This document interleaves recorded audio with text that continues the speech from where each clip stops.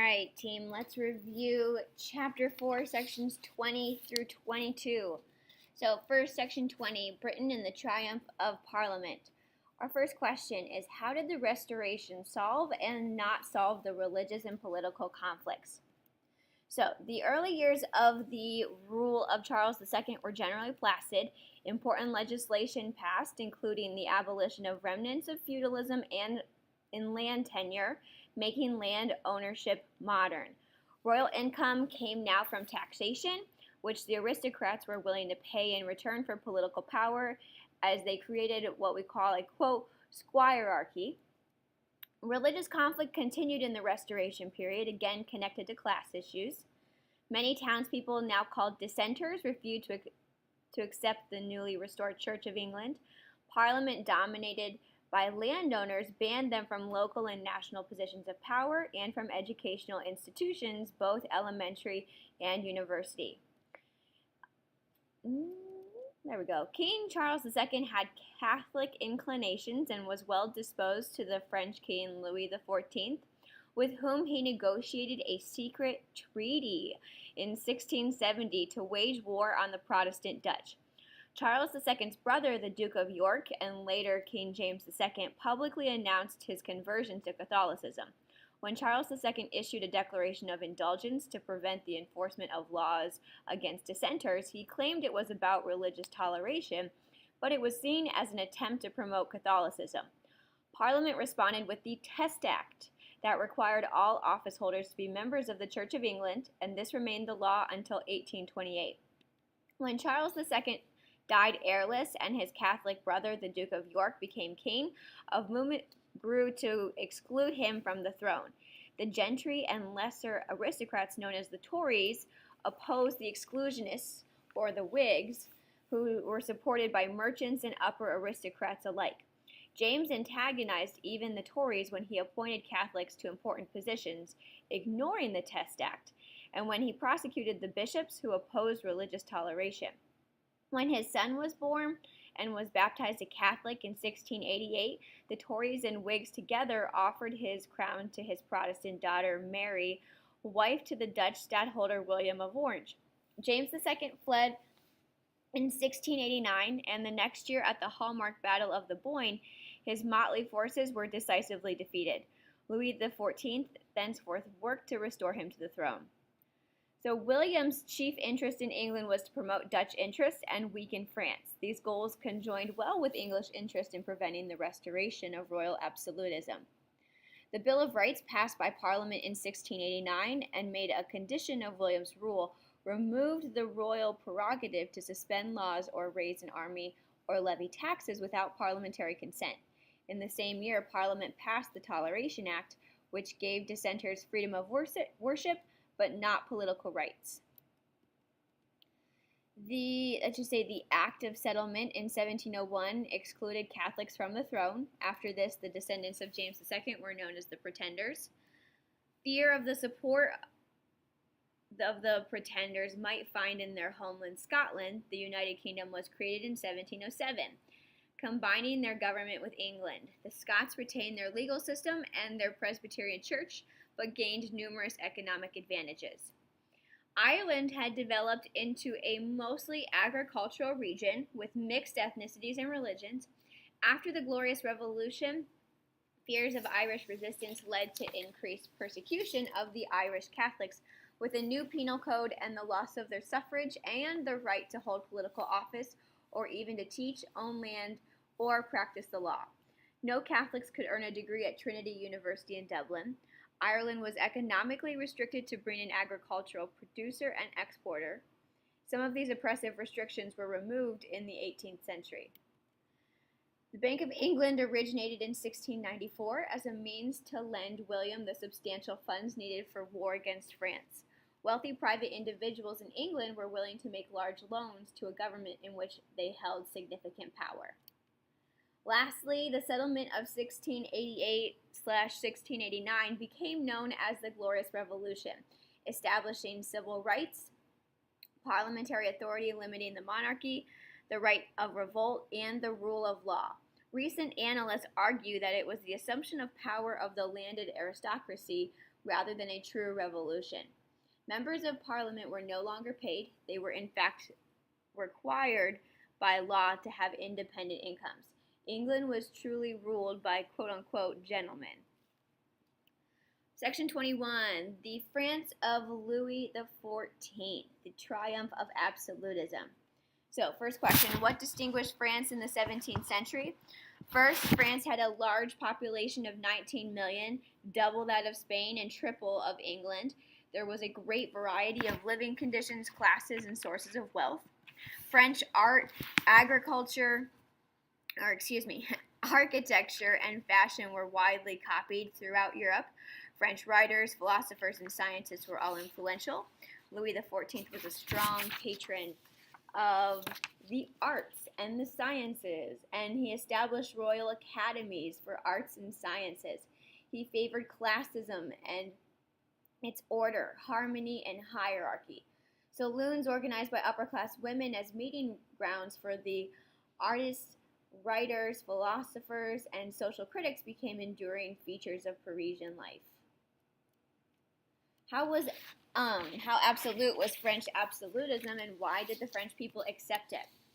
So, absolutism was limited by localism in economic and political life, traditions, and institutions like the parliaments, which were courts of law, with the right to decree royal decrees unconstitutional. Feudal liberties became associated with disorder when aristocratic rebellions like the Fronde recalled the instability of the 16th century.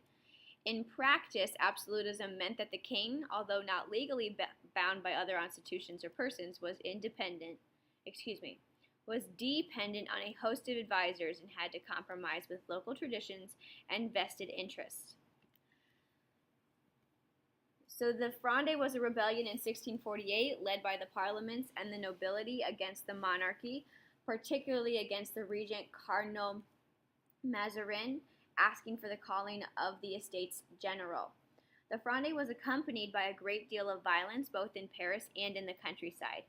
Ultimately, the bourgeois and the parliaments withdrew their support from the raucous nobles who had invited in Spanish troops, and the populace as a whole welcomed a strong monarchy.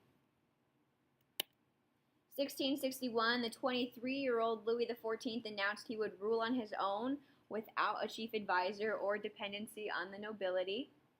In his long rule, he advanced the authority of the state, defined here as a fusion of justice and power, power protecting a monopoly on the use of force and the administration of justice. Louis claimed to embody these sovereign powers himself and was more or less continuously at war abroad while creating stability and order at home. So, the chief intellectual defender of the right of the lawful king to monopolize power was Bishop Bossuet, who argued that the king was responsible to God, the idea of divine right. So, Louis was given the power to rule from God himself. Last question for this section, how did Louis XIV achieve his goals of centralization of political power?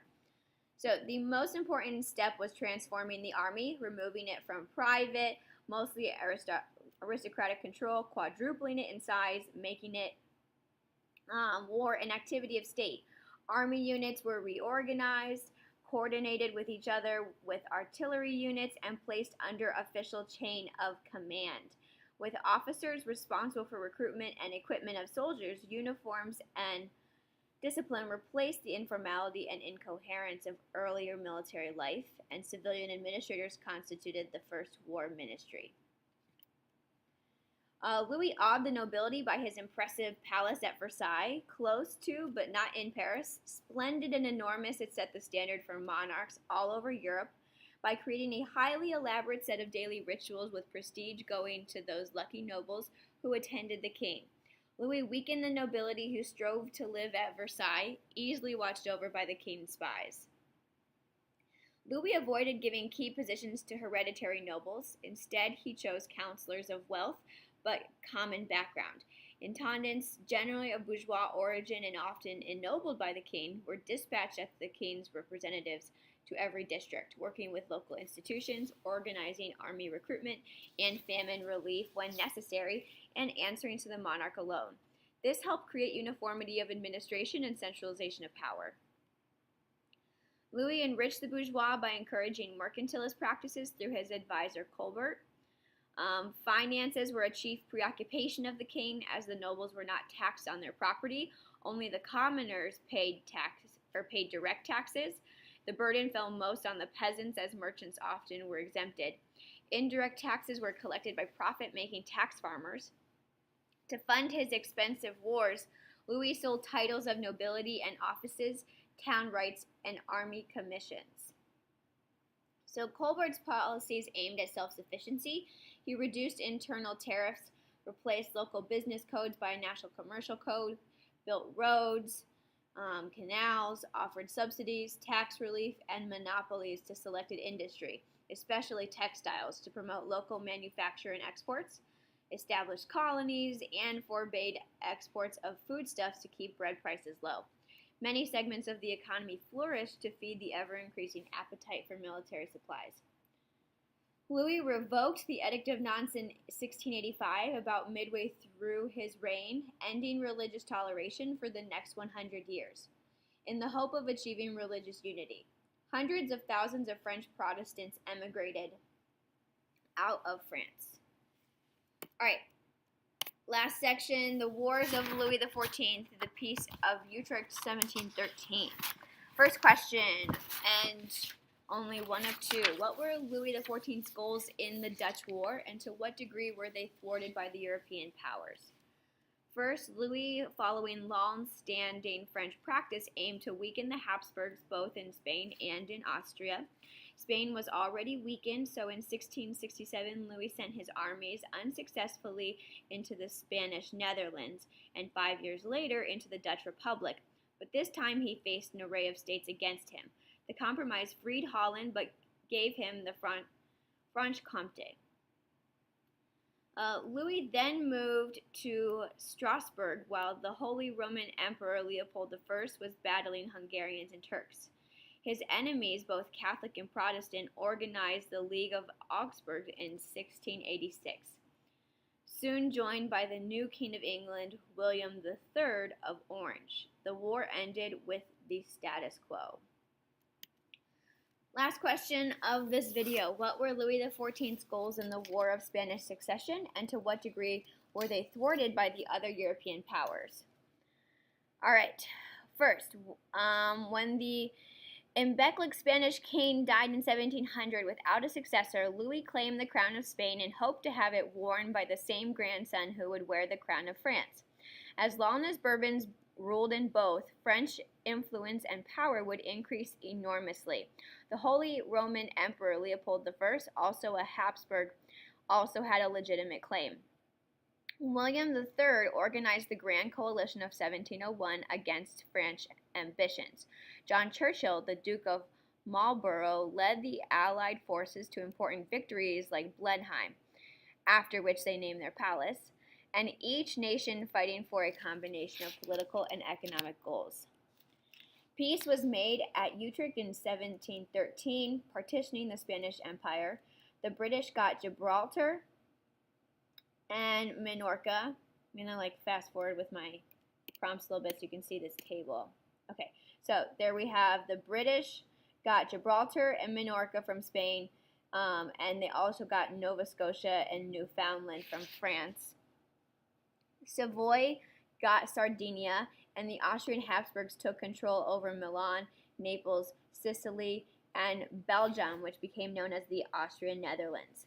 Spain retained its colonies in America, and Louis XIV's grandson became King Philip V of Spain, but an agreement was reached that no one person could inherit the crowns of both Spain and France. Thus, the Bourbons became the ruling dynasty of Spain, lasting until 1931. Although it retained Franche-Comté and Alsace, the war considerably weakened France, causing poverty, depopulation, and misery, and renewed opposition from aristocrats and parliaments. The Dutch, too, were seriously weakened and ceased to play an important role in European affairs. Savoy and Brandenburg both significantly increased their territory and their influence. England emerged as the great winner of the war, increasing its presence in the New World and the Mediterranean. Their wealth increased enormously when they were granted the Asiento, the right to provide slaves to the Spanish colonies, which allowed them to more easily penetrate other Spanish markets. The war itself had distinctive features. It hallmarked the typical war of the 18th century, fought by professionals and with relatively little civilian damage. It was the first major war fought in which religion played no role, but where instead commerce and industry were the prizes. It was also the first world war fought overseas as well as in Europe. The negotiations of the Treaty of Utrecht continued the practice of a Congress of all belligerents to make the peace, begun in 1648. The important concept that we need to emphasize with the War of the Spanish Succession is balance of power. Before the European Union or the Congress of Vienna, the way Europe stopped one country from getting too big was for several countries to ally themselves against a bully, and Louis XIV was this bully.